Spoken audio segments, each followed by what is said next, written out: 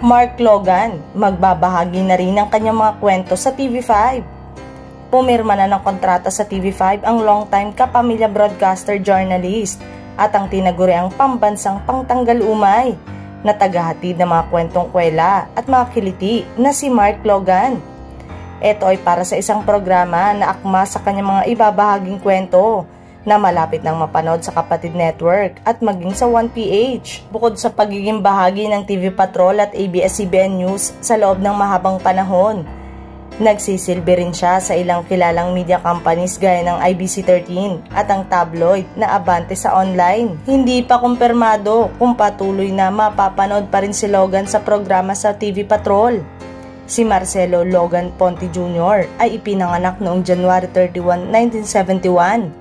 Nakilala bilang Mark Logan o Kaka Mark, ay isang Filipino broadcast journalist, TV host, comedian at radio commentator na dalubhasa sa satirical at comical infotainment. Kilala siya sa kanyang pag-uulat at mga nakakatawang kwento. Aktibo rin siya sa social media at mga tabloid na nagbibigay ng infotainment. Noong 1996, kinuha si Logan bilang desk editor ng ABS-CBN. Pagkatapos ay lumipat siya sa pagbabasa ng mga nakakatawang trivial na segment at feature sa TV Patrol, ang flagship national network news broadcast ng istasyon na ABS-CBN. Ipinakilala ni Logan ang konsepto ng infotainment, impormasyon na pinagsama sa entertainment news.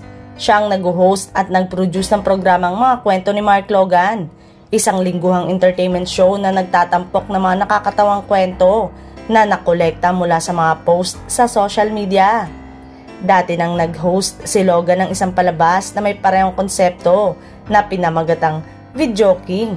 Ang kanyang segment sa TV Patrol ay pinangalalang Mga Kwento ni Mark Logan at dati ay Meron Akong Kwento.